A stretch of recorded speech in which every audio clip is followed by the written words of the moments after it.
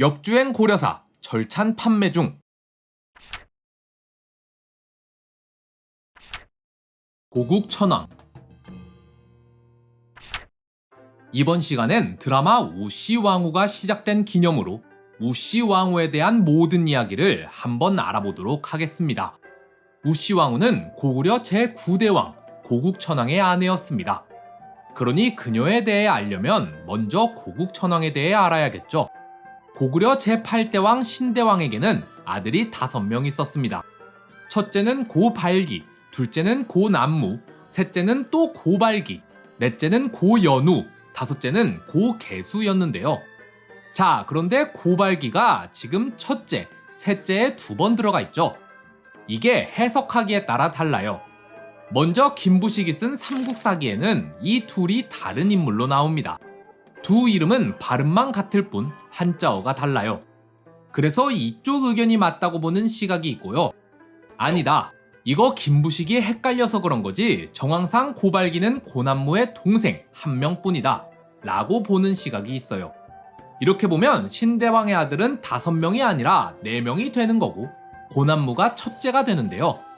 찾아보면 아시겠지만 이게 명확하게 하나로 입증된 게 아니라서 설명하는 사람마다 다르게 합니다. 드라마에선 5 형제설을 택했어요. 그런데 제 생각에는 정황상 첫째 고발기가 없는 인물이었을 가능성이 더 높다고 생각합니다. 셋째 고발기랑 헷갈려서 내용이 중복으로 2번 들어간 것 같아요. 근데 이걸 다 설명하려면 얘기가 너무 길어지니까 나중에 따로 한 편 만들게요. 그럼 드라마에선 왜 5 형제설을 택했냐? 단순합니다. 그게 더 재밌잖아요. 고남무가 원래 둘째 왕자라 왕이 될 순서가 아니었고 따라서 그의 부인 우씨도 왕후가 될 운명이 아니었다. 그런데 신대왕이 첫째 고발기가 아닌 보다 능력이 출중한 둘째 고남무를 후계로 택하면서 고남무는 왕이, 우씨는 왕후가 될 수 있었다. 심지어 우씨는 나중에 한 번 더 왕후에 오르니 우씨는 애초에 왕후가 될 운명이 아니었음에도 한국사 유일무이하게 2번이나 왕후가 된 인물이다.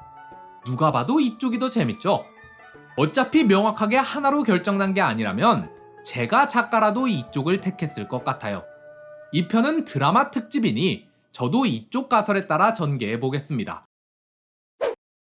서기 179년 12월 고구려 제8대 왕 신대왕이 승하합니다.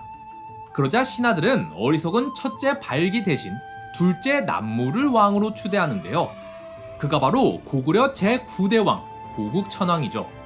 근데 첫째 발기 입장에선 지금 동생한테 왕위를 뺏긴 거잖아요. 그래서 화가 난 발기는 자신을 따르는 3만 명의 백성을 이끌고 요동태수 공손강에게 투항해버립니다. 그러곤 얼마 안 있어 공손강에게 군사를 빌려서 고구려를 쳐들어와요. 하지만 결국 전투에서 패하고 요동으로 돌아가 거기서 머뭅니다. 자, 그런데 역사를 좋아하는 분이시라면 이 기록에 문제가 있단 걸 아실 겁니다. 이에 관해선 나중에 따로 다루도록 할 테니 일단 지금은 이렇게 하고 넘어갑시다. 좌원 전투. 고국 천왕은 고구려의 기틀을 다진 왕으로 잘 알려져 있습니다. 기록에 따르면 왕은 신장이 구척으로 자태와 용모가 씩씩하고 뛰어나며 힘은 솥을 들만하였고 이를 처리함에 있어서는 두루 정취하여 결단하였고 관대함과 엄격함에 있어서는 중용을 지켰다 라고 적혀 있습니다. 키 크고 멋있고 잘생겼고 힘도 세고 주변 사람들 의견도 잘 수용하고 판단력도 좋고 어쩔 땐 너그럽고 관대하면서 또 필요할 땐 단호하고 엄격한 그야말로 완벽한 사람이었다라는 건데요. 즉위 5년 후인 서기 184년 한나라 요동태수가 군사를 일으켜 고구려를 쳐들어옵니다. 그러자 고국 천왕은 막내 동생 고개수를 보내 맞서 싸우게 했는데요. 하지만 개수가 적에게 패하자 고국 천왕은 직접 군대를 이끌고 출병합니다. 좌원에서 적을 맞닥뜨린 고국 천왕은 날쌔고 용맹한 기병과 함께 한나라 군대를 격파했으며 베어진 적의 머리가 산처럼 쌓였죠. 연나부.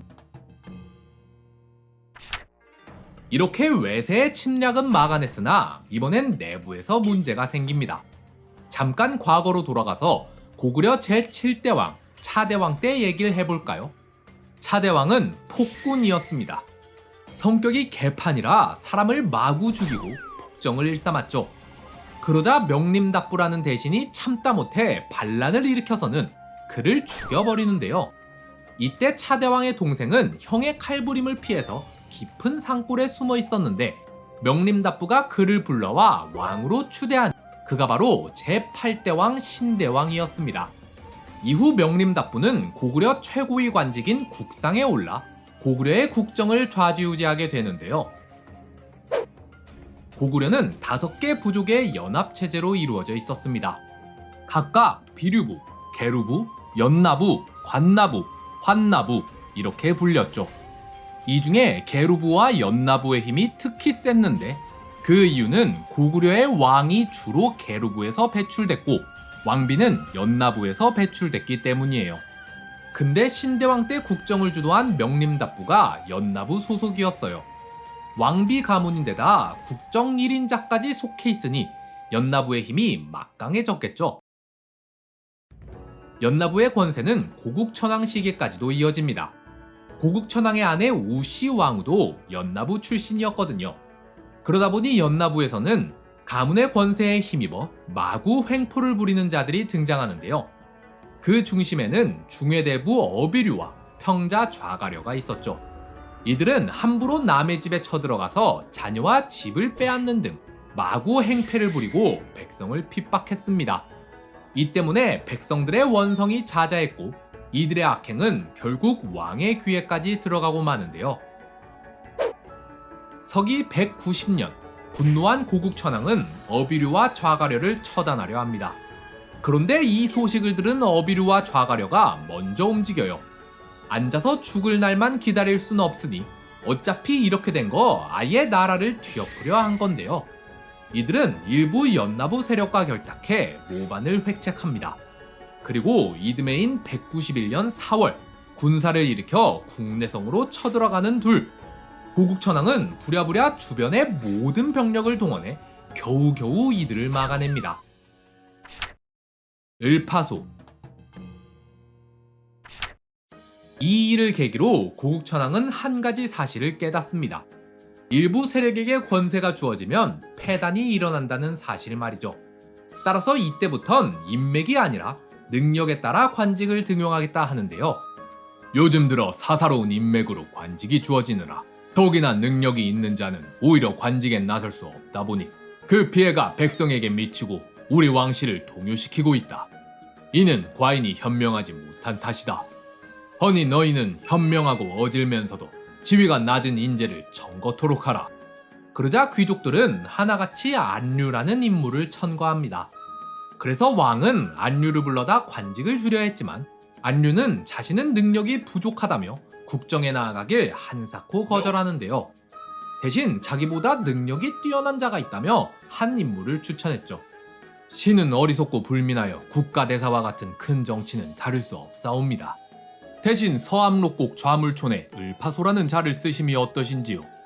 능력이 출중하나 세상이 그를 알아보지 못하여 혼자 밭을 갈며 살고 있는데 대왕께서 나라를 다스리려 하신다면 바로 이 사람이 없이는 아니 되옵니다. 그러자 고국천왕은 을파소를 불러다 그를 중해대부로 임명하며 나라를 위해 힘써달라 부탁합니다. 하지만 을파소는 자신의 뜻을 펼치기엔 벼슬이 부족하다 생각해 이를 거절하는데요.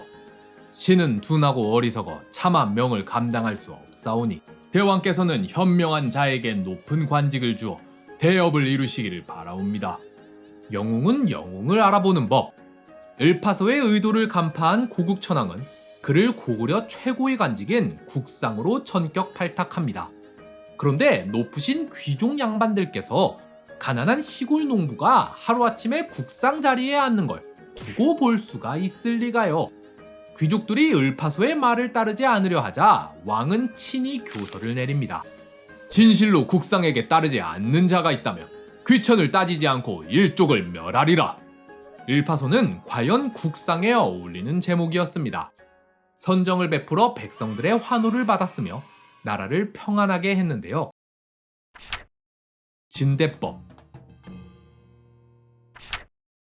194년 10월 고국천왕은 진대법을 실시합니다. 진대법은 나라에서 곡식을 처장했다가 곡식이 부족한 봄에는 백성들에게 곡식을 빌려주고 수확을 하는 가을에 조금 이자를 쳐서 받는 제도인데요. 덕분에 백성들은 싼값에 농사를 지어 밥을 배불리 먹을 수 있게 되었죠.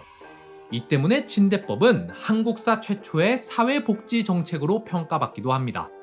그런데 사실 진대법은 단순히 백성을 구휼하는 것뿐만 아니라 또 다른 효과도 하나 있었으니 바로 귀족의 힘을 약화할 수 있다는 것이었습니다. 원래 가난한 백성은 주로 귀족한테서 곡식을 빌렸어요. 그러나 빚을 갚지 못하고 귀족의 노비로 전락하는 자들이 한둘이 아니었는데요.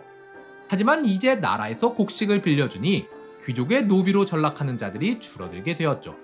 이렇게 되면 귀족의 힘은 약해지고 왕권은 강해지는 효과가 있습니다. 한편 이 진대법이 을파소가 시행한 정책이라고 아시는 분들이 많은데 사실 역사서 어디에도 을파소가 진대법을 시행했다는 얘긴 나와 있질 않습니다. 그냥 194년 10월에 시행됐다는 말만 나와요. 근데 이 시기에 을파소가 국정을 주도했으며 또 그는 국정에 나오기 전부터 농부 생활을 했으니 농민의 고충을 잘 알고 있었겠죠. 그래서 정황상 을파소가 주도하지 않았을까 하고 추측하는 거예요. 이렇게 고국천왕은 외세의 침략을 막아내고 내부의 반란도 진압하고 명제상을 등용하고 백성을 위해 구휼 정책도 실시한 위대한 왕이었습니다. 허나 197년 5월 고국천왕이 후계를 정하지 않고 갑작스레 승하하면서 나라는 혼란에 빠지기 시작하는데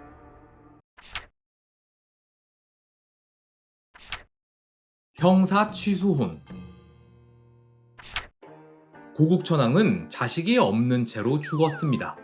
그러니 후계는 자연스레 그의 형제에게 넘어가야 되겠죠. 일단 고국천왕의 형은 앞서 말했듯 실존 여부도 확실치 않은 데다 설사 있었다 하더라도 이미 자기 나라 버리고 다른 나라로 튀어버린 데다가 심지어 반란까지 일으켰으니 당연히 후보에서 제외입니다. 그럼 동생들 중에 골라야 하는데 고국천왕에겐 동생이 3명 있었어요. 고발기, 고연우, 고계수 이렇게 말이죠.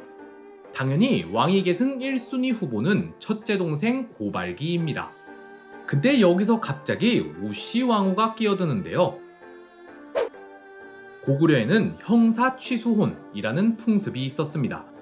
형이 죽으면 그 아우가 형의 부인과 결혼하는 풍습인데요. 이 취수혼 풍습은 고구려뿐만 아니라 부여, 흉노, 선비족 등 북방민족에서 두루 볼 수 있는 풍습이에요. 지금 우리가 보기엔 동생이 형수와 결혼한다니 뭔가 이상하지만 고대시대 땐 이상할 게 전혀 없었어요. 집안의 가장이 죽으면 그 부인과 자식들은 생계가 어려워집니다. 그러니 갈 곳 잃은 가족을 동생이 거두어 책임져주는 거죠. 좋게 보면 그런데 또 다르게 보면 과부가 된 여성이 다른 남자와 혼인할 경우 원래 속해 있던 가문의 유산이 다른 가문에게 넘어갈 수가 있습니다. 그러니 가문의 유산을 뺏기지 않기 위해서 동생이 형의 유산과 함께 과부가 된 형수를 취하는 걸로 해석할 수도 있죠. 어쨌든 고구려에는 이 취수혼이라는 독특한 결혼 문화가 존재했습니다. 그래서 우시왕후는 왕후라는 자신의 지위와 취수혼이라는 풍습을 이용해 왕위 계승 전에 직접 뛰어드는데요. 고국천왕이 죽은 그날 밤 우시왕후는 왕의 죽음을 비밀로 한 채 궁을 나섭니다. 그녀는 먼저 발기의 집으로 찾아가 그에게 이렇게 말하는데요. 왕에게 후사가 없으니 마땅히 그대가 뒤를 이어야겠습니다. 그런데 우시왕후는 가장 중요한 정보를 제공하지 않았어요. 왕이 이미 죽었단 사실 말이죠. 아마도 애초에 발기를 믿지 않아서 이 사실을 숨긴 것 같죠? 근데 발기 입장에선 지금 왕이 버젓이 살아있는데 예, 그럼요. 당연히 다음 왕은 제가 돼야죠.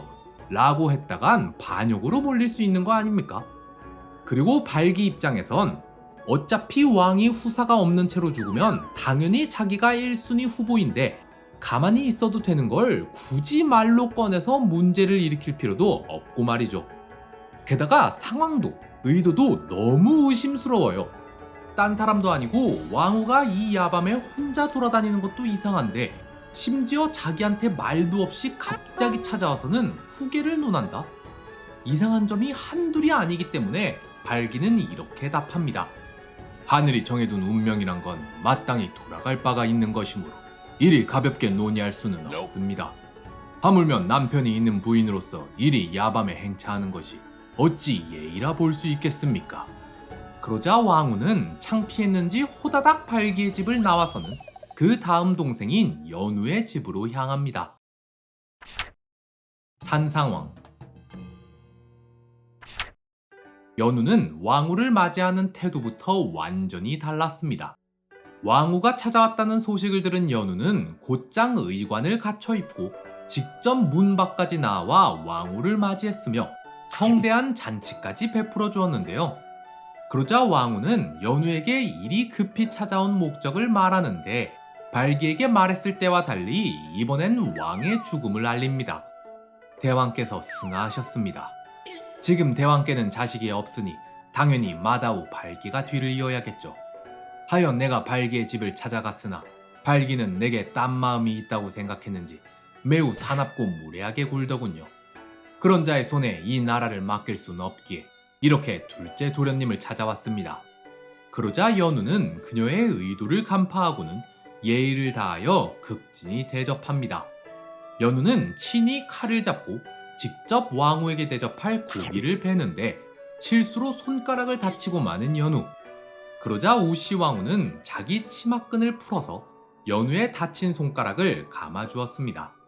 이게 삼국사기에는 이렇게 적혀있지만 실제론 잠자리를 했다는 뜻이겠죠. 이야기를 끝마친 왕후는 다시 궁으로 돌아가려 했는데 그때 왕후가 연우에게 말합니다. 밤이 깊어 예기치 못한 일이 생길까 두려우니 그대가 나를 궁까지 데려다 주세요. 그렇게 연우의 호의를 받으며 궁궐 앞까지 도착한 우씨 왕후는 그의 손을 잡고는 궁궐로 들어갑니다. 다음날 아침 우씨 왕후는 고국천왕의 유언을 위조해 신하들에게 이렇게 발표합니다. 지난밤 대왕께서 승하하셨다. 허나 돌아가시기 전 나에게 유명을 남기셨으니 대왕께서는 아우 연우를 후계로 삼겠다 하셨다. 그러자 신하들도 이에 동조해 연우를 왕으로 옹립하니 그가 바로 고구려 제10대왕 산상왕입니다. 그런데 왕위를 찬탈한 역적은 속히 나와 죄를 받으라. 발기의 난.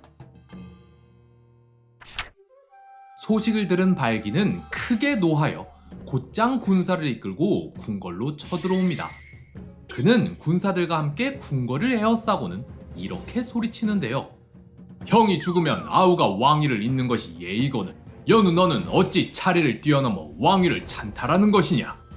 속히 나와 너의 죄를 고하지 않는다면 너의 처자식들까지 전부 죽여버릴 것이니라. 하지만 연우는 국문을 굳게 닫고 3일이 지나도록 밖으로 나오질 않습니다. 게다가 다른 신하들 중에도 발기에게 동참하려 하는 자는 없었는데요. 그러자 발기는 상황을 뒤집기 어려워졌음을 깨닫고 처자와 함께 요동으로 달아나 요동태수 공손도에게 투항합니다. 내 놈은 누구냐? 나는 고구려 왕 남무의 친동생입니다. 고구려 왕의 아우가 어찌 나에게 투항을 하는 것이냐? 고구려의 왕은 이미 죽었습니다. 뭐라?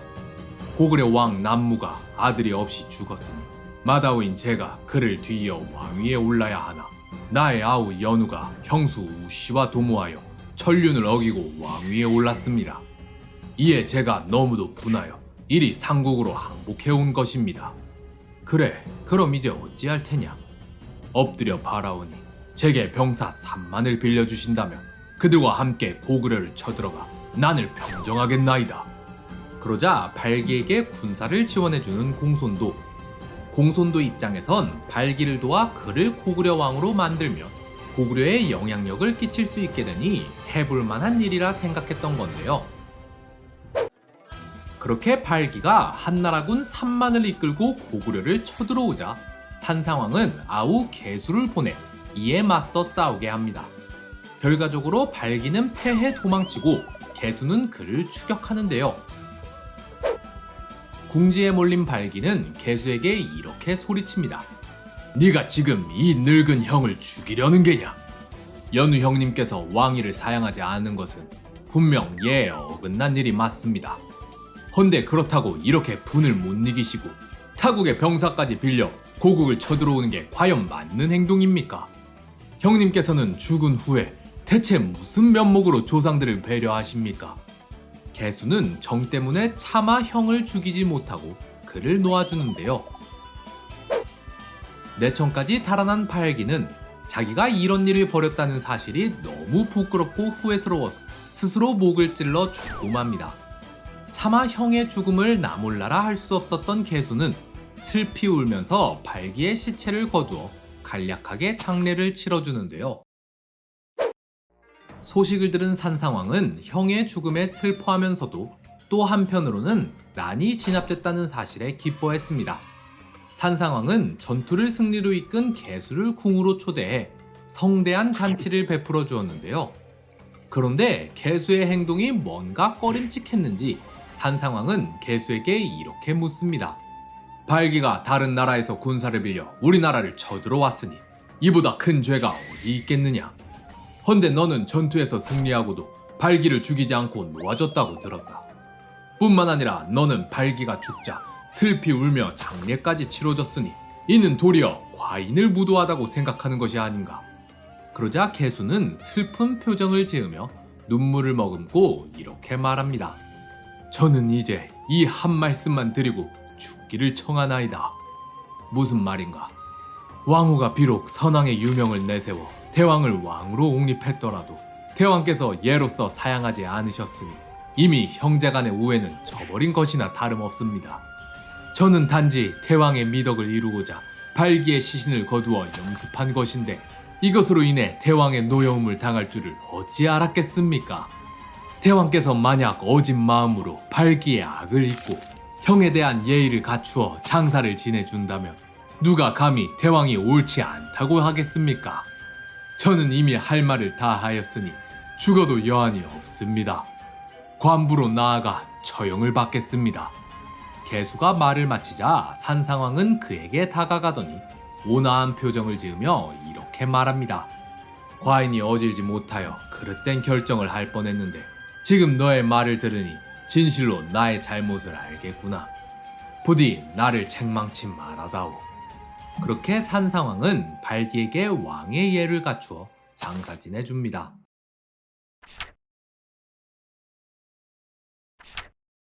우시왕후. 산상왕은 우시왕후 덕분에 왕위에 올랐습니다. 그럼 그 대가로 그녀에게도 뭔가를 해줘야겠죠. 산상왕은 우시왕후를 다시 한번 왕후로 삼습니다. 그렇게 그녀는 한국사 유일무이하게 2번이나 왕후가 됐는데요. 우시왕후는 질투가 엄청 심했습니다. 그래서 산상왕이 소후를 두지 못하게 했어요.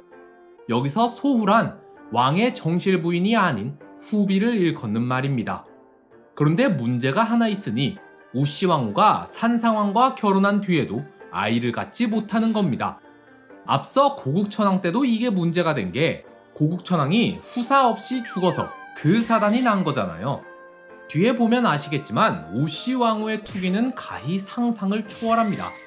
그래서 아마 그녀는 고국천왕에게도 투기를 부려서 그가 소후를 두지 못하게 했을 걸로 추측되는데요. 우시왕후가 아이를 낳지 못하면 다른 여인이라도 들여서 후사를 잇게 해야 하는데 우시왕후가 그걸 용납하지 않으니까 결국 사단이 났던 거죠. 자, 근데 그거 기억나시나요? 발기가 난을 일으켰을 때 궁궐을 포위하고 이렇게 외쳤죠.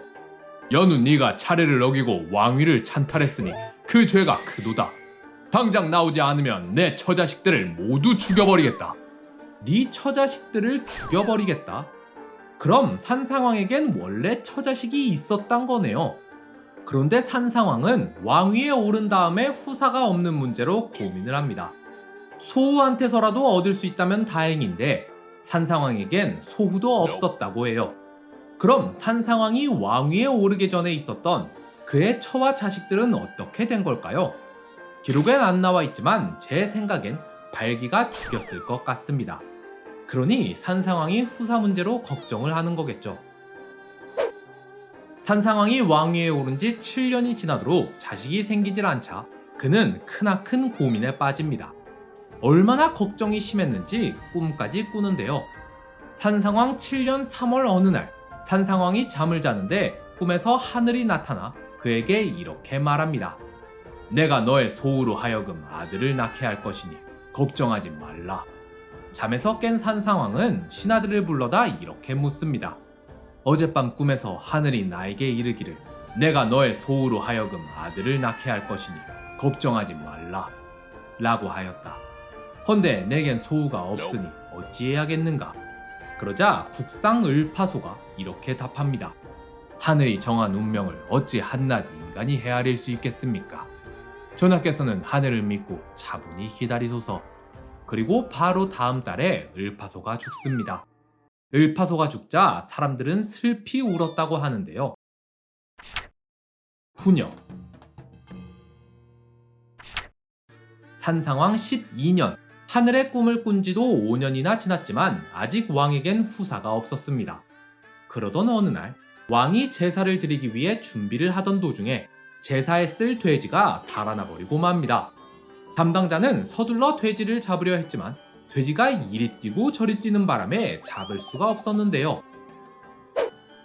그렇게 돼지를 쫓던 담당자는 어느새 주통촌이라는 한 마을에 이릅니다.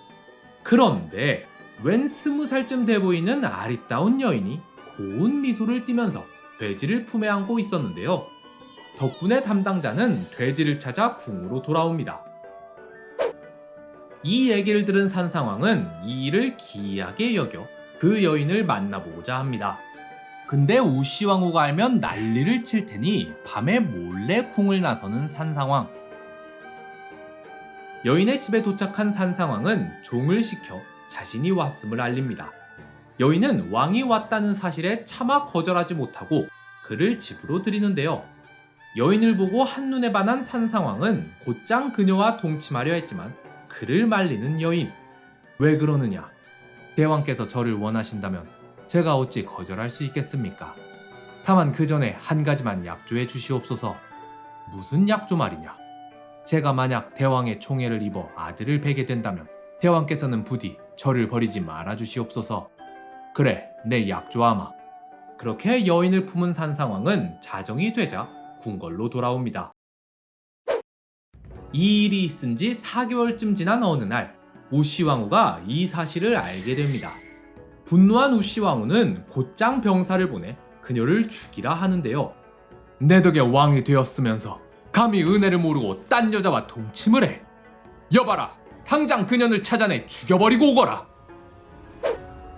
왕후가 보낸 병사들이 찾아오자 여인은 남자처럼 변장을 한 채 달아납니다. 하지만 결국 병사들에게 잡히고만 여인. 병사들이 그녀를 죽이려 하자 여인은 이렇게 소리치는데요.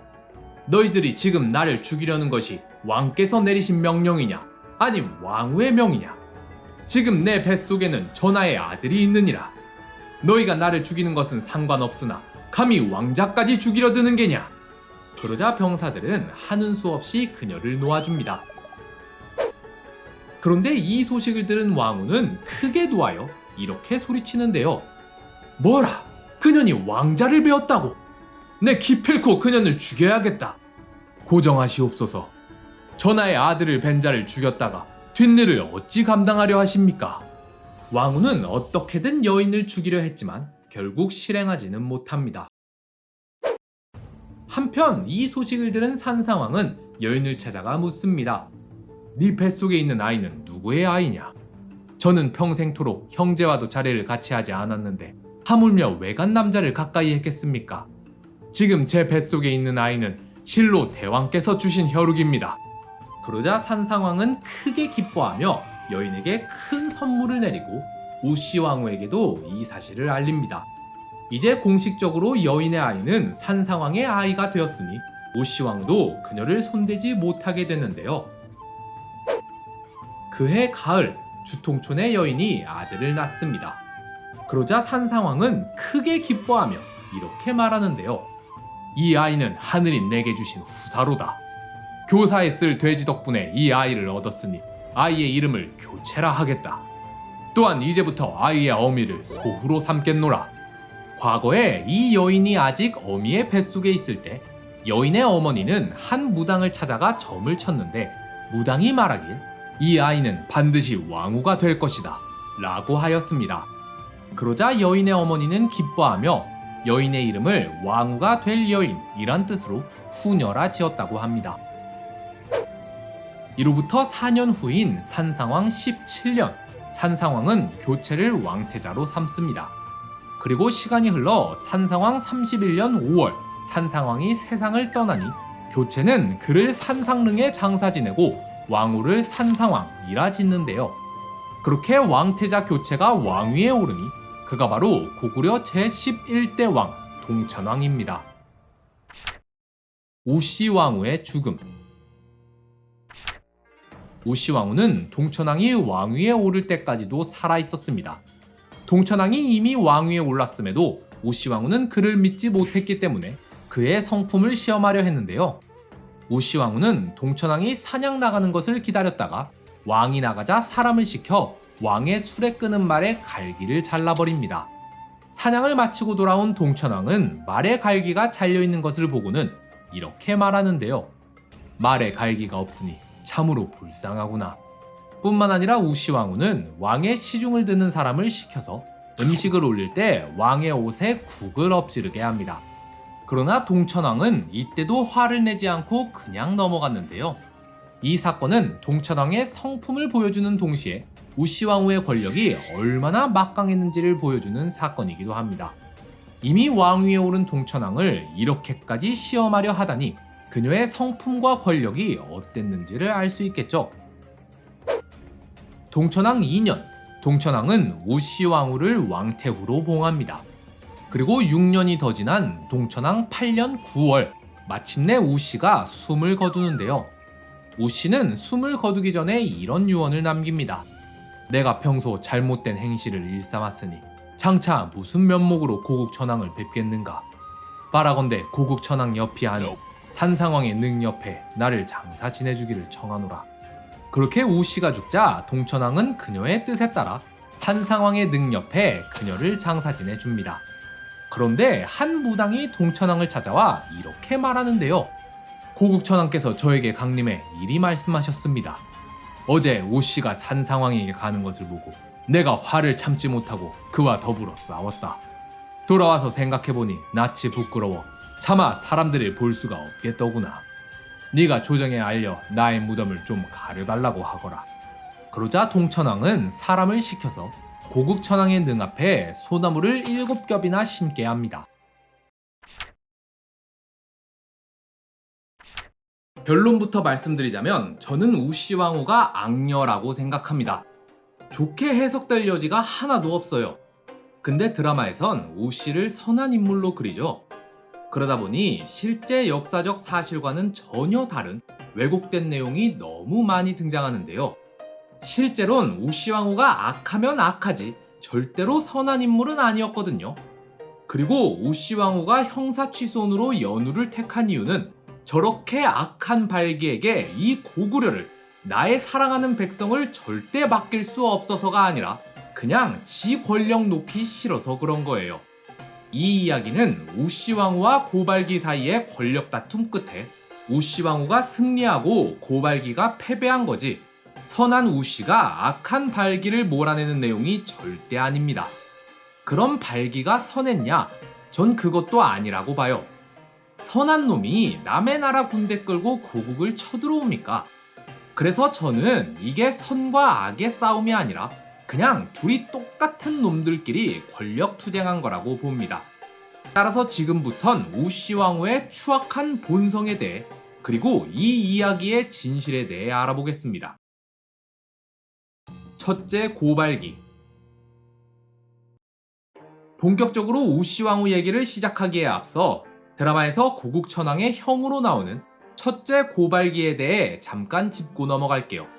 드라마에선 고페이라는 이름으로 등장했으나 실제론 페이가 아니라 발기예요. 근데 고국천왕의 동생 중에도 똑같이 발기라는 이름을 가진 인물이 있죠. 그래서 드라마에서는 두 인물을 구분하기 위해 상대적으로 등장이 적은 첫째를 폐이로 바꿔서 이름 지은 거예요. 자, 근데 이 첫째 고발기와 관련해서 논란거리가 하나 있습니다. 이 사람이 실제 존재했던 인물인지가 명확하지가 않아요. 먼저 삼국사기에 따르면 고국천왕에게는 고발기라는 형이 있었다고 나옵니다. 고국천왕은 이름이 남무 혹은 이모이고 신대왕의 둘째 아들이다. 신대왕이 죽었을 때 나라 사람들이 맏아들 발기가 얻을지 못하다 하여 이모를 옹립해 왕으로 삼았다. 그러자 발기가 형인데도 왕위에 오르지 못한 것을 원망해 손오가와 함께 각각 하오 3만여 명을 거느리고 공송강에게 가서 항복했다가 돌아와 비류수가에서 살았다. 여기 나오는 첫째 고발기에 대한 기록은 중국의 역사서 삼국지의 위서동의전을 인용한 것인데요. 그런데 위서동의전에는 애초에 고국천왕에 대한 기록 자체가 없어요. 고구려 제6대왕 신대왕의 다음 왕은 산산왕이라고 나옵니다. 산산왕이 누군가요? 고국천왕의 동생으로 고국천왕이 죽은 뒤 우시왕후랑 재혼해서 왕위에 오른 자잖아요. 그리고 동생에게 왕위를 뺏긴 고발기가 한나라에 투항했다 라는 기록은 고국천왕이 죽은 뒤에 고발기와 고연우 사이에 벌어진 일과 완전히 똑같죠. 게다가 삼국사기 신대왕 12년 기록을 보면 이렇게 적혀 있습니다. 여러 신하가 태자를 세울 것을 정하였다. 그리하여 왕자 남무를 왕태자로 삼았다. 이미 신대왕 12년에 남무는 왕태자가 되었습니다. 근데 아까 고국천왕 1년 기록에 뭐라고 적혀 있었댔죠? 신대왕이 죽었을 때 나라 사람들이 맏아들 발기가 얻을지 못하다 하여 이이모를 옹립해 왕으로 삼았다. 아니, 남무랑 이이모가 같은 사람이라면 남무는 이미 신대왕 12년에 왕태자가 되었는데 어째서 신대왕이 죽은 다음에 신하들은 첫째 발기를 챙기고 남무를 왕으로 세운 걸까요? 이미 왕태자였으니까 그냥 바로 왕위에 오르면 되잖아요. 게다가 이 기록도 나중에 고국천왕이 죽고 연우를 왕으로 세울 때 나온 기록과 이상하리만치 흡사합니다. 왕후가 거짓으로 선왕의 유명을 꾸며서 여러 신하로 하여금 연우를 옹립해 왕으로 삼게 하였다. 발기는 이를 듣고 크게 노하여 군사로 왕궁을 에워쌌으나 나라 사람들 중 아무도 발기를 따르는 이가 없었다. 둘 다 나라 사람들은 발기가 얻을지 못하다 생각해 그 동생을 왕으로 삼았단 얘기죠. 그럼 왜 이렇게 비슷한 기록이 두 번이나 나오는 걸까요? 앞서 말했듯 위서동의전에는 고국천왕에 대한 기록이 누락됐습니다. 그리고 위서동의전에는 신대왕 다음 왕의 이름이 이이모라 적혀 있는데 이 이이모는 애초에 연우의 다른 이름이었던 거예요.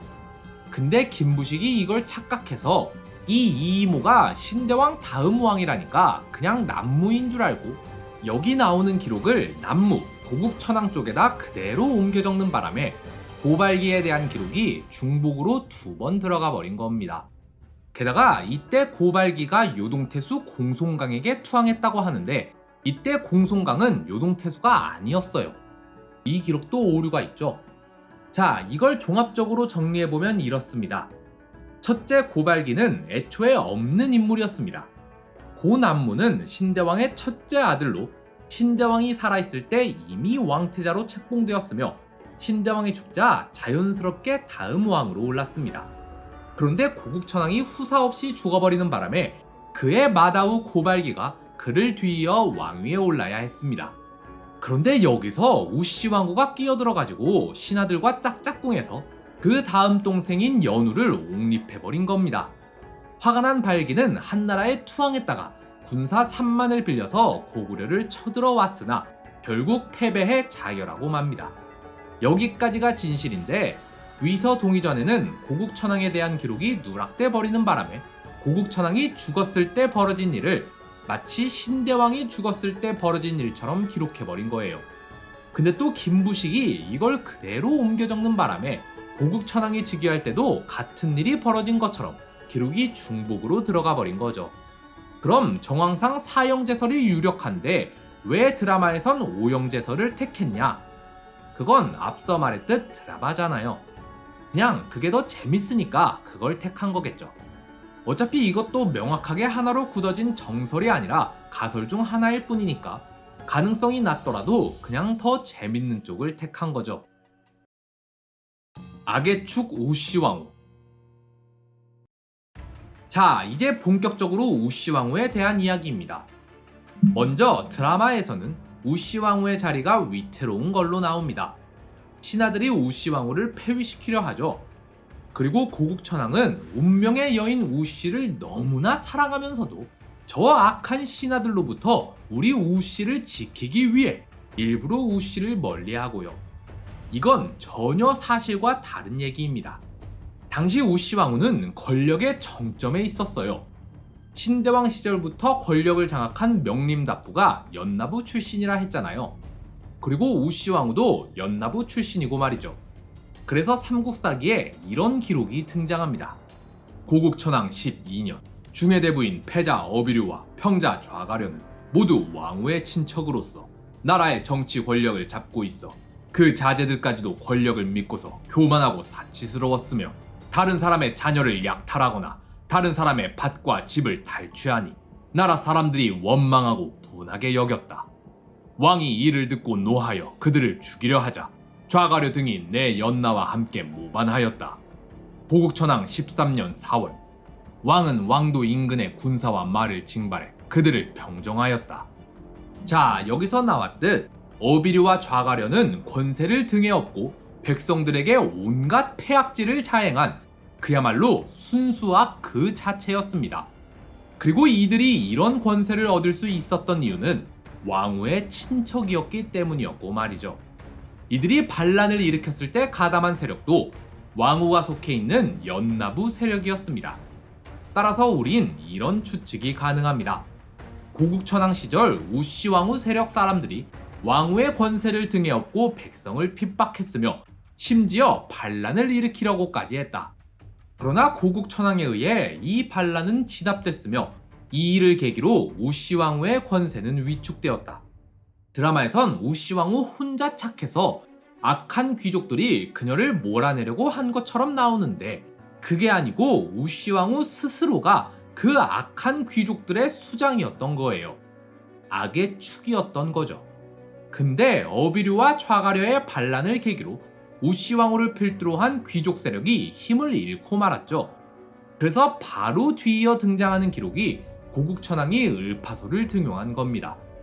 심지어 반란 진압이랑 을파소 등용 얘기가 하나로 묶여 있어요. 고국천왕 13년 4월 좌가려 등이 무리를 모아 왕도를 공격했다. 왕은 왕도 부근의 병마를 징발하여 그들을 병정하고 마침내 명령을 내려 말하기를 근래에 사사로운 인맥으로 관직이 주어지느라 덕이나 능력이 있는 자는 오히려 관직에 나설 수 없다 보니 그 피해가 백성에게 미치고 우리 왕실마저 동요시키고 있다. 이는 전부 과인이 현명하지 못했기 때문이다. 너희 사부에 명하니 지위가 낮으면서도 어질고 현명한 사람을 찾아 전거하라. 이게 무슨 말이에요? 니네가 학연지연으로 끼리끼리 다 헤쳐먹으니까 어비류 좌가려 그 꼴 나는 거 아니냐. 그니까 그거 말고 니네랑 관계없는 귀족이 아닌 평민 중에 현명한 사람 데리고 와라. 이렇게 말한 거잖아요. 지금 막 반란을 평정했으니까 왕이 이런 말을 할 수 있는 겁니다. 그러니까 귀족들도 여기다 못대들고 추천을 합니다. 근데 원래 안류는 동부 출신, 그니까 귀족입니다. 얘네가 끝까지 귀족 내에서 청거를 하려 했는데 압불싸 안류가 제대로 된 사람이었던 겁니다. 안류는 자기는 안 된다면서 저기 총구석에서 농사나 짓고 사는 을파소를 추천해요. 미천한 저는 용렬하고 어리석어 본디 큰 정사에 참여하기 부족합니다. 서암록곡 좌물촌에 사는 을파소라는 사람이 있는데 성질이 강직하고 굳세며 지혜롭고 사려 깊은 사람입니다. 능력이 출중하나 세상이 그를 알아보지 못하여 혼자 밭을 갈며 살고 있으나 대왕께서 나라를 다스리려 하신다면 바로 이 사람이 없이는 아니 되옵니다. 물론 을파소의 선조 중에도 고위 관료가 있었어요. 을파소는 유리명왕의 대신이었던 을소의 후손으로 을파소는 고구려 제2대 왕 유리명왕 때 대신을 했던 을소라는 사람의 후손입니다. 근데 지금 총구석에서 농사 짓고 사는 거 보면 그 사이에 몰락한 거겠죠. 이 부분에 대해 드라마에서는 어떻게 표현하냐면 해시성을 가진 자들과 고시성을 가진 자들 사이의 왕조 교체로 설명해요. 정설은 아니고 가설인데 흥미로운 가설이니 한번 들어보시겠어요? 고구려 제1대 왕 동명성왕은 이름이 고주몽입니다. 성이 고씨죠. 근데 삼국사기에 따르면 고구려 제2대 왕 유리명왕은 해씨예요. 2대 왕 유리명왕부터 5대 왕 모본왕까지는 해씨입니다. 그리고 6대 왕 태조대왕 때 다시 고씨로 바뀌어요. 근데 이 태조대왕부터 좀 이상한 점이 하나 있습니다. 태조대왕은 6살 때 왕으로 즉위해 무려 93년이나 집권을 했으며 118세의 나이로 죽었다고 해요. 근데 또 그 뒤를 이은 7대왕 차대왕과 8대왕 신대왕은 태조대왕의 동생들이랍니다. 둘 다 90살이 넘어서 죽었대요. 이상하리 많지 나이가 많죠. 그래서 이 시기에 대한 가설이 하나 있습니다. 고주몽이 고구려를 건국한 것까진 맞는데 해시성을 가진 유리명왕이 주몽의 아들이 아니라 사실 반란을 일으켜서 왕이 된 거다.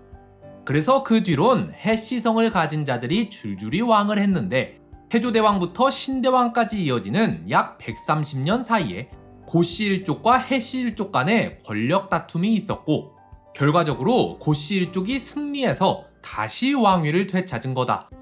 근데 다시 집권에 성공한 고씨 일족이 이 사실을 감추기 위해 이 시기의 역사를 조작했다. 그래서 태조대왕의 집권기가 이상할 정도로 길어졌으며 차대왕, 신대왕의 나이가 이상하리 많지 많은 거다. 요런 가설이 있습니다. 그래서 드라마에선 이 가설을 차용한 거예요. 을파소가 유리명왕 때 대신을 했던 을소의 후손이라 했잖아요. 근데 유리명왕은 해씨 일족이고 이들은 다시 고씨 일족한테 왕위를 뺏겼죠. 그러면서 해씨 일족 시기에 정권을 잡았던 귀족들도 함께 몰락한 겁니다. 을파소는 이때 몰락한 귀족 가문 출신이며 실제 직업은 농부이지만 뼈대 있는 귀족 집안 출신이라 배운 게 많은 거죠.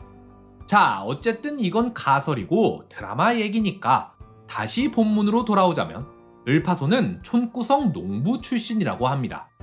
그래도 이게 어딥니까? 적어도 지금 권력의 핵심에 있는 놈들이랑은 관계없는 사람인 거잖아요. 근데 고국천왕이 을파소한테 중외대부 자리를 줄라 하니까 을파소가 뭐라고 하죠? 신은 둔하고 어리석어 감히 임금의 엄명을 감당할 수 없사오니 대왕께서는 다른 현명하고 어진 일을 가려 높은 관직을 주셔서 대업을 이루소서. 앞에는 그냥 하는 말이고 진짜 하고 싶은 말은 높은 관직을 주셔서입니다.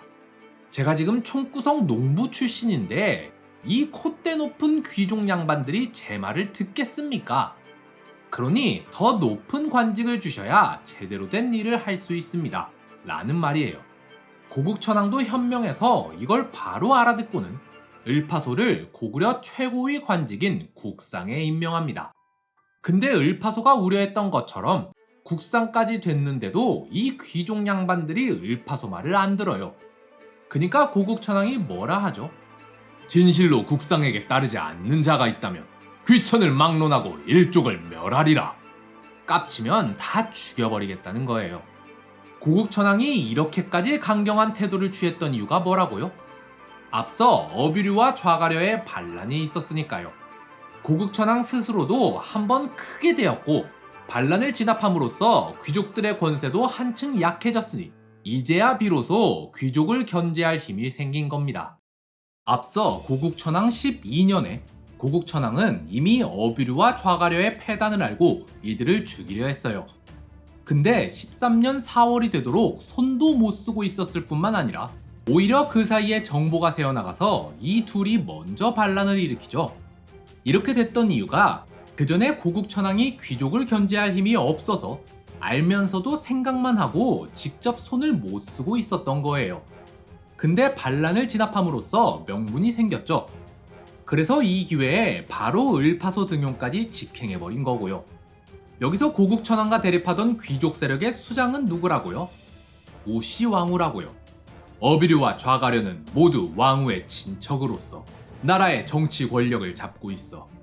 따라서 이 시기의 권력 다툼은 고국천왕을 필두로 한 을파소 세력과 우시왕후를 필두로 한 귀족 세력의 대립이라고 보는 게 맞습니다. 이 을파소 등용이 얼마나 현명한 선택이었는지 김부식은 여기다 아주 칭찬 일색을 늘어놓습니다. 사관이 논평한다. 옛날에 밝은 임금들은 현명한 자를 등용함에 정해진 방법을 따르지 않았고 등용한 후에는 의심을 하지 않았다. 이러한 뒤에야 현명한 사람이 자리에 앉고 능력 있는 사람이 관직을 맡아 정치와 교화가 밝게 닦여서 국가를 보존할 수 있는 것이다. 이제 임금이 결연히 혼자 결단하여 을파소를 바닷가에서 발탁하여 여러 사람의 의견에 흔들리지 않고 그를 여러 관리의 윗자리에 두었으니 가히 선왕의 법도를 얻은 것이라 말할 수 있겠다. 이러면서 고국천왕이 을파소를 얻은 건 마치 유비가 제갈량을 얻은 것과 같다고 합니다. 이 정도면 을파소는 고구려 역사 전체를 통틀어 최고의 재상이었다고 봐도 무방해요. 근데 드라마에선 이런 사람을 어떻게 묘사하죠? 항상 우시왕후보다 한 수씩 못 내다보는, 심지어 반란을 일으켜 왕조를 뒤엎어버리려 한 사람으로 묘사하죠. 저는 드라마를 보면서 도대체 왜 을파소를 이렇게까지 깎아내리려 한 건지 이해가 되질 않았어요. 생각해보니 이유가 하나 있네요. 우시왕후를 올려치게 하려고요. 기록상 최고의 재상 중 하나인 을파소는 그렇게 깎아내리면서 기록상 최악의 악녀 중 하나인 우시왕후는 마치 위대한 성군인 마냥 치켜올리는 게 진짜 기가 찹니다. 기가 차. 고국천왕 대 우시왕후. 적어도 고국천왕 시기에는 이 싸움에서 고국천왕이 승기를 잡은 걸로 보입니다. 왜냐면 귀족의 힘을 약화시키는 정책 진대법이 통과됐거든요. 왕이 서울과 지방의 해당 관청에 명하여 호라비와 과부, 고아, 자식 없는 늙은이, 늙고 병들고 가난하여 혼자 힘으로 살 수 없는 자들을 찾아 부유하게 하였다. 또 관리들에게 명하여 매년 봄 3월부터 가을 7월까지 관청에 곡식을 내어 백성들의 식구 수에 따라 차등 있게 빌려주었다가 겨울 10월에 상환하게 하는 것을 법규로 정하였다. 이에 모든 백성들이 크게 기뻐하였다. 이게 진대법 시행에 관한 기록입니다. 그냥 왕이 했다고 나와 있는데 보통 정황상 이때 국상이 을파소였고 을파소가 과거에 농부였어서 농민의 삶을 잘 알 테니 을파소가 주도해서 시행한 거겠지라고 봅니다. 근데 이 진대법의 진짜 효과는 귀족의 힘을 약화시키는 데 있어요. 왜냐면 원래는 나라가 아니라 귀족이 백성한테 곡식을 빌려줬거든요. 그것도 고리로 말이죠. 잘 갚으면 이자 많이 받았으니 좋고 못 갚으면 노비로 삼으면 되고, 그러니 뭐가 됐든 귀족한텐 개이득입니다. 원래 귀족들의 주요 수익 사업이 이 고리 대금업이었는데 나라가 이걸 나서서 막아버리니 귀족들 입장에선 화날만 하죠. 근데 이 진대법이 시행되었다는 것 자체가 고국천왕과 을파소 세력이 우시왕후를 필두로 한 귀족 세력에 대해 우위를 점하고 있었다는 뜻이죠.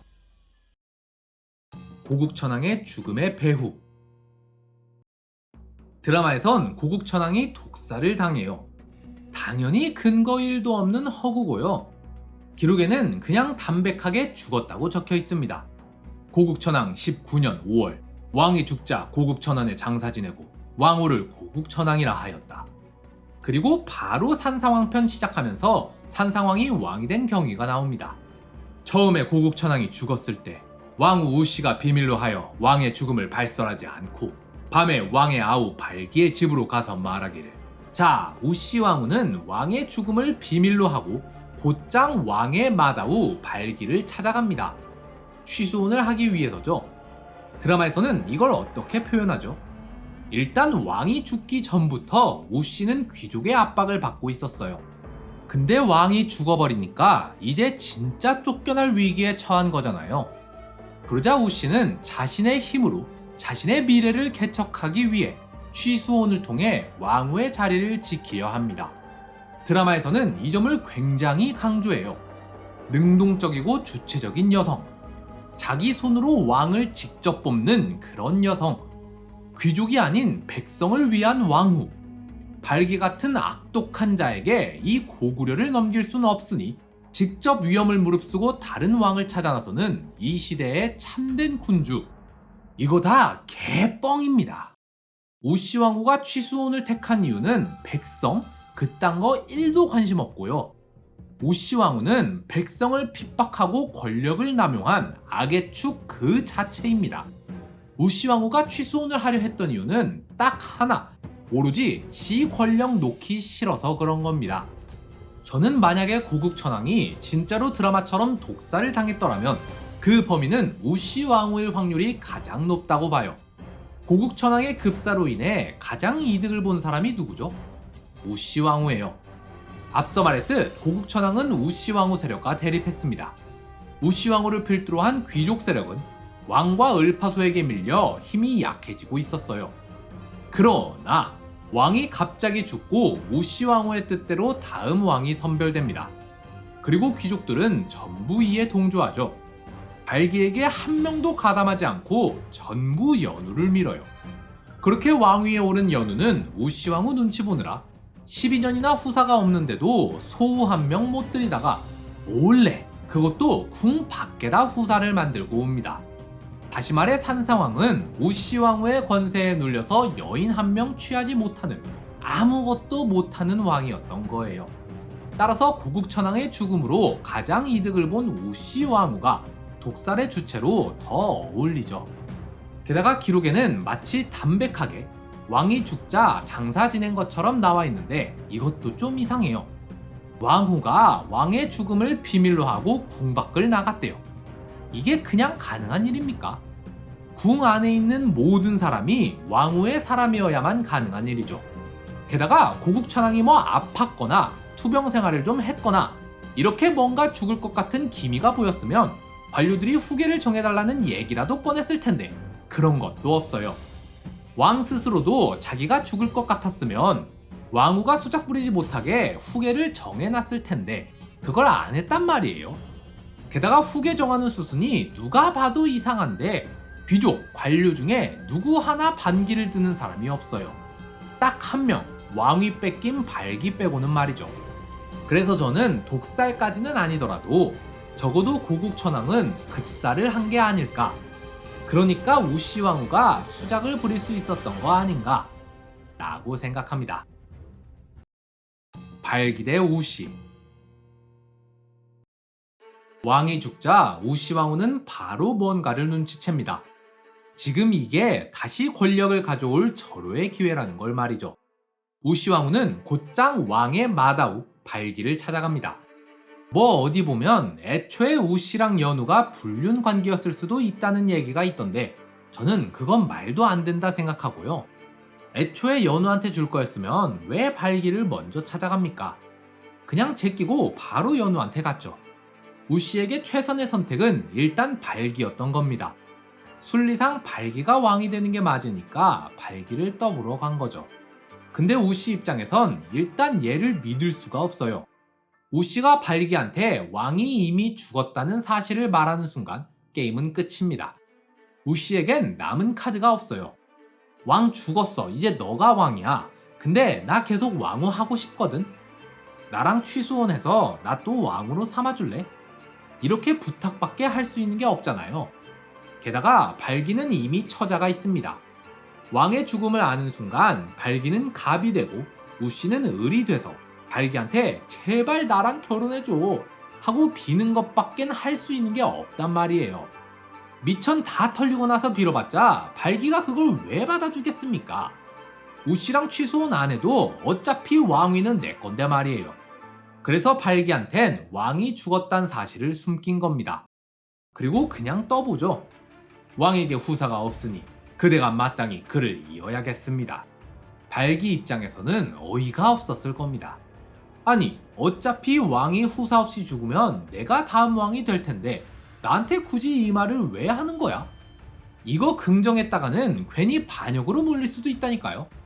왕이 살아있을 때는 왕이 직접 이 얘기를 꺼내도 부정해야 돼요. 괜히 책 잡히지 않으려면 말이죠. 그니까 발기가 이걸 인정하는 순간 발기는 약점을 잡힌 게 되는 겁니다. 발기 입장에서는 이게 다른 의도가 있지 않고선 아무 의미가 없는 말이에요. 근데 딴 사람도 아니고 왕후가 지금 이 오밤중에 갑자기 자기를 찾아와서 다음 왕 얘기를 한다? 이게 무슨 말이겠습니까? 훗날을 위해 손을 잡자는 거죠. 이 한 문장 안엔 실제로 이런 의미가 들어있는 겁니다. 너 가만히 있으면 어차피 다음 왕 되는 거 너도 알고 나도 알아. 근데 내가 지금 이 오밤중에 널 왜 찾아왔겠어? 나랑 손을 잡을지 말지 묻는 거 아냐. 너가 왕이 되기 전에 나랑 손을 잡아야 나도 너를 믿고 지지해주지. 나는 여기까지 내 속내를 보여준 거야. 왕후란 여자가 이 오밤중에 외간 남자를 찾아와서 후계에 대한 논의를 한다? 여기까지만 해도 이미 반역으로 몰리고도 남아. 근데 난 너한테 이 정도 베팅한 거고, 그럼 너도 여기서 긍정 정도는 해줘야 네가 내 편인지 아닌지를 내가 판단할 수 있겠지. 근데 여기서 발기가 뭐라고 대답하죠? 하늘이 정해둔 운명은 그 돌아갈 바가 있는 것이니 가벼이 논의할 수 없는 것입니다.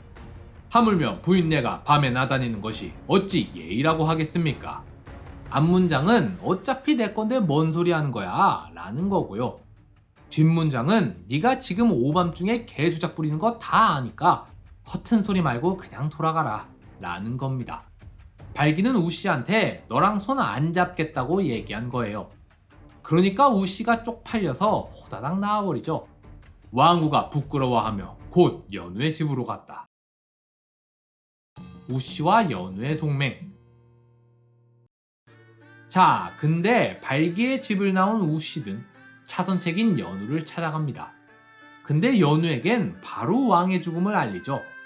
게다가 발기를 찾아갔다가 까이고 온 것까지 다 말합니다. 대왕께서 돌아가시고 아들이 없으니 발기가 마다우로서 당연히 뒤를 이어야 하지만 그는 내게 딴 마음이 있다고 생각해서 사납고 거만하여 무례하게 대하기 때문에 숙씨를 만나보러 왔습니다. 왜 발기한텐 숨겼으면서 연우한텐 이렇게 다 말하는 걸까요? 왜냐면 발기랑 연우는 상황이 다르거든요. 연우는 우씨의 도움이 없으면 어차피 왕이 되지 못할 운명입니다. 그러니 연우에게는 이 사실을 다 말해야 우씨가 카드를 쥐고 있단 걸 알거든요. 너를 왕으로 만들어줄 카드를 내가 쥐고 있어. 그러니 너 나한테 협조할래 안 할래? 연우는 바로 우씨에게 협력합니다. 연우는 예의를 극진히하여 친히 칼을 잡고 고기를 베다가 잘못해 손가락을 다쳤다. 왕후는 치마끈을 풀어서 연우의 다친 손가락을 감아주었다. 그냥 연우는 왕후와 뜻을 함께하기로 했다. 이렇게만 써도 될걸. 굳이 치마끈을 푸는 장면까지 넣은 게 의미심장하죠. 누가 봐도 성적인 묘사인 걸 알 수 있습니다. 자, 여기서도 나와요.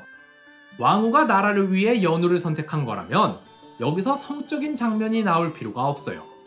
지금 남편 죽은 지 얼마나 됐다고 시체에 온기도 다 안 가셨는데 남편의 아우랑 잠자리를 한다는 게 정말 남편을 사랑했다면 절대 할 수가 없는 일입니다.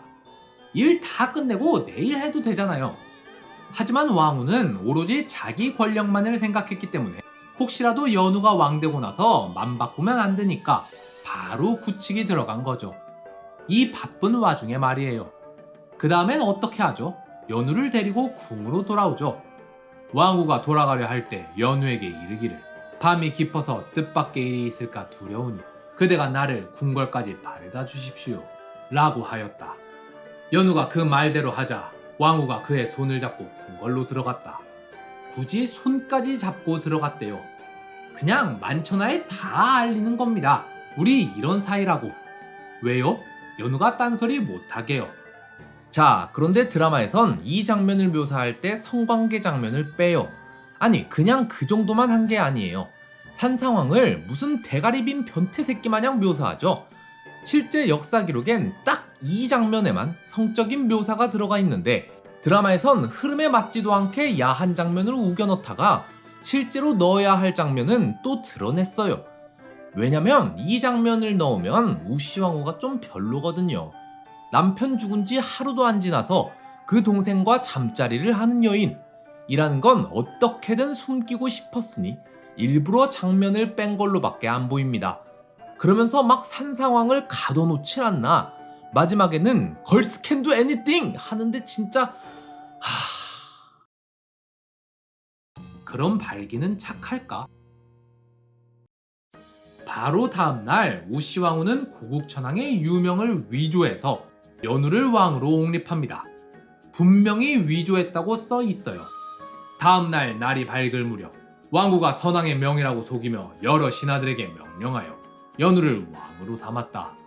자, 그러자 발기가 이 소식을 듣고 난을 일으킵니다. 군사를 동원해 궁을 에워싸고 소리쳤으나 3일이 지나도록 연우는 나오질 않고 귀족, 관료 중에서 단 한 명도 발기를 편들어주지 않아요. 연우는 사흘 동안 국문을 닫고 나오지 않았다. 나라 사람들도 발기를 따르는 리가 없었다.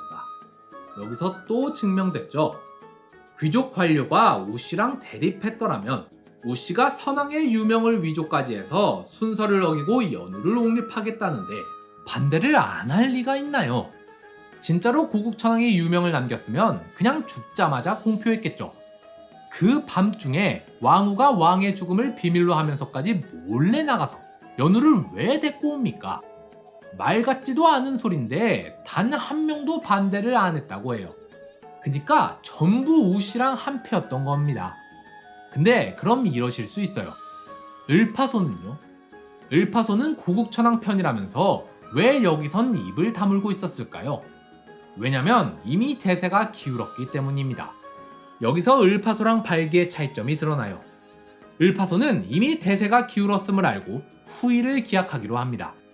여기서 자기가 반대해봤자 먹히지도 않을 뿐더러 오히려 자기만 쫓겨날 테니 그럴 바엔 차라리 남아서 후위를 기약하기로 한 거예요. 그리고 이 선택은 훗날 산상왕에게 조언을 하는 걸로 나타납니다. 반면 발기는 어떻게 하죠? 궁을 에워싸고 협박을 하다가 안 되니까 산상왕의 처자식을 전부 죽이고 한나라로 튀어버려요. 발기가 그것을 듣고 크게 노하여 병사로 왕궁을 포위하고 소리쳐 말하였다. 형이 죽으면 아우가 왕을 잇는 것이 예의다. 허나 너는 차례를 뛰어넘어 왕위를 찬탈하였으니 이는 큰 죄악이로다. 당장 궁 밖으로 나오라. 그렇지 않으면 너의 처자식들까지 죽이겠다. 연우는 사흘 동안 궁문을 닫고 있었다. 나라 사람들도 발기를 따르는 자가 없었다.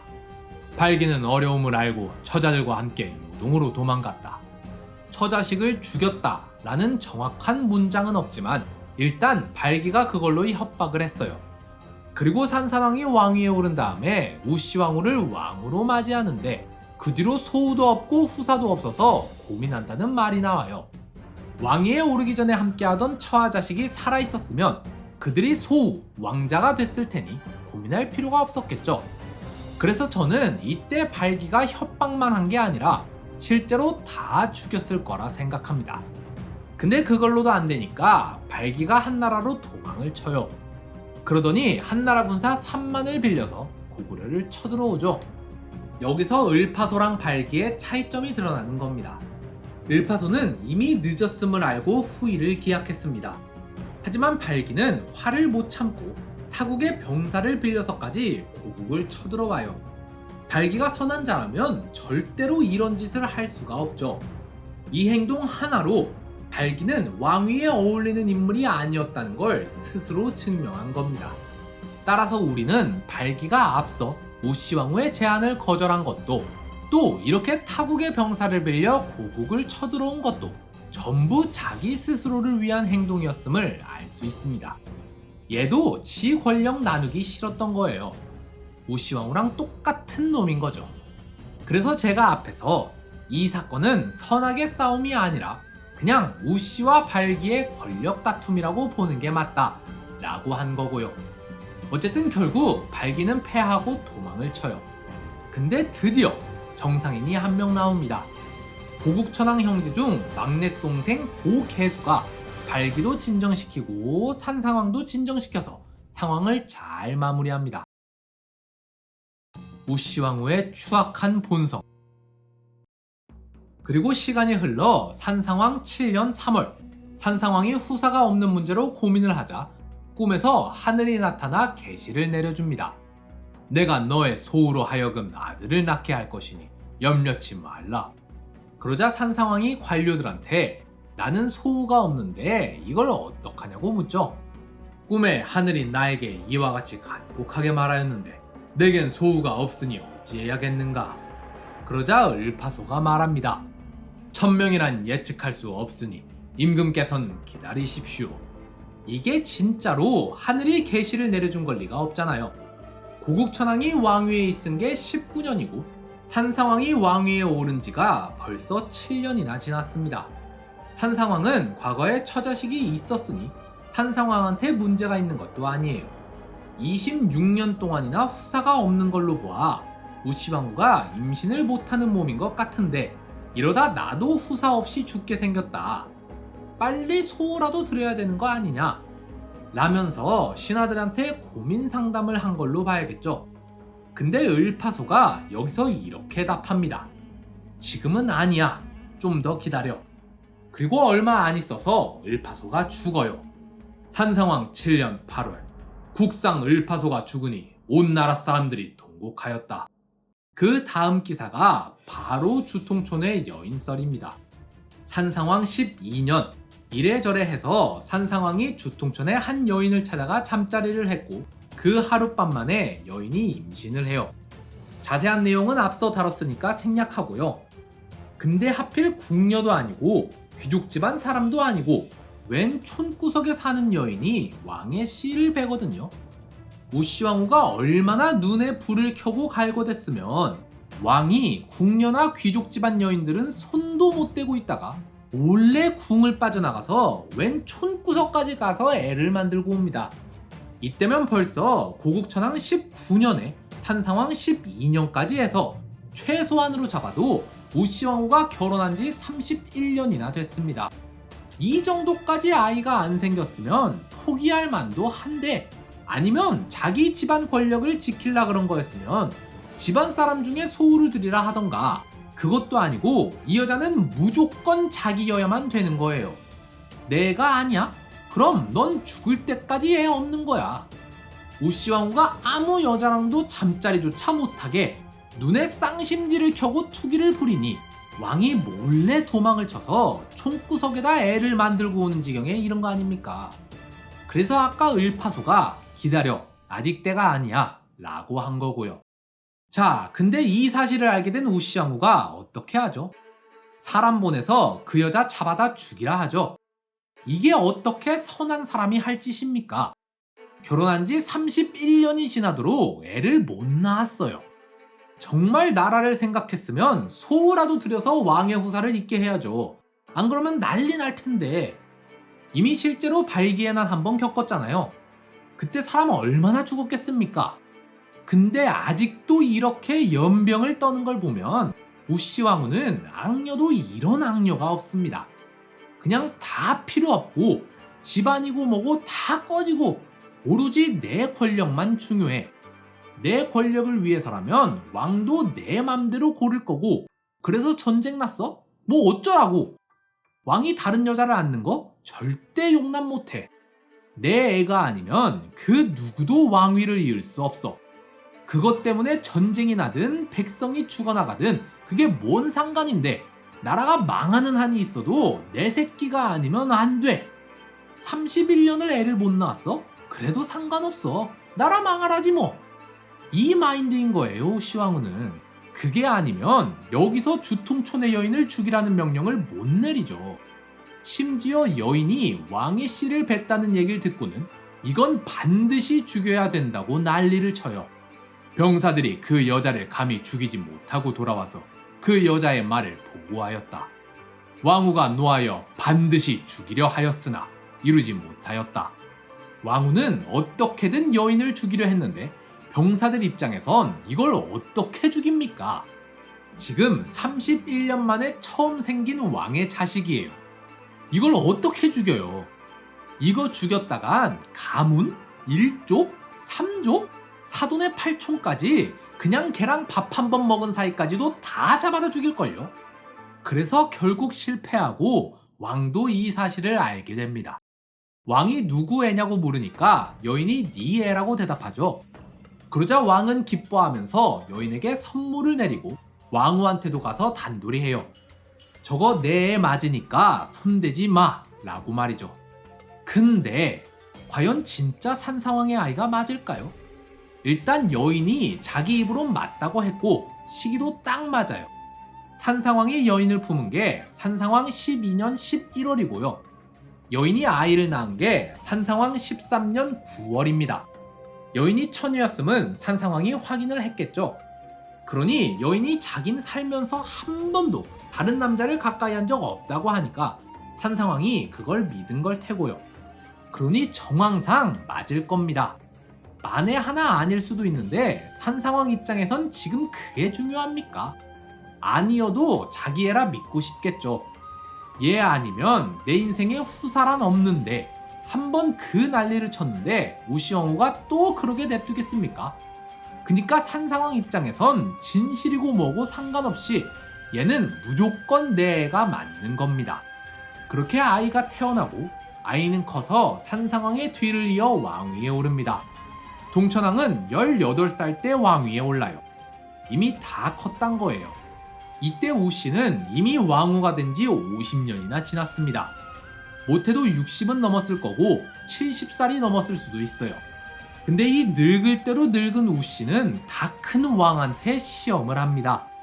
말에 갈기를 자르고 국을 엎지르고 이게 뭐 하는 겁니까? 늙어서도 추태를 부리는 거예요. 이렇게까지 했던 사람이니까 역사서에 우씨의 이런 악랄한 면모들이 하나하나 적혀 있는 거죠. 형사 취수원의 진실. 우씨는 죽기 전에 이런 말을 남깁니다. 내가 행실이 바르지 않았으니 무슨 면목으로 저승에서 고국천왕을 보겠는가.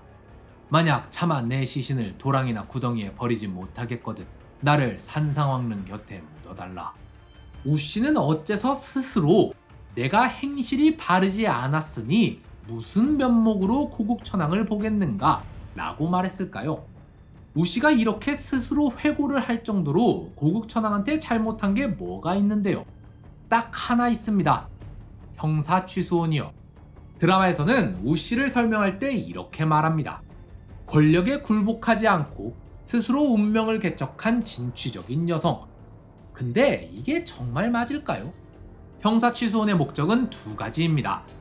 첫 번째 목적은 가장을 잃어 기댈 곳이 없어진 아내와 자식을 동생이 거두어주기 위한 것.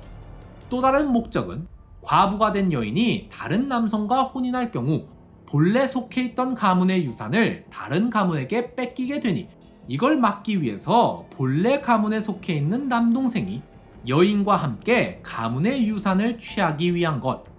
둘 다 남동생이 선택하는 거예요. 갈 곳 잃은 과부를 품어주든 우리 가문의 유산을 지키기 위해서든 남동생이 택하는 거라고요. 여인이 내가 결혼할 사람 정하는 게 아닙니다. 그럼 애초에 취수원이 필요가 없죠. 딴 남자 찾아서 혼인하면 되는데요. 취수원의 목적 자체가 남동생이 선택을 하는 경우만 해당됩니다. 근데 이거를 딱 한 케이스만 예외를 둬요. 우씨왕후.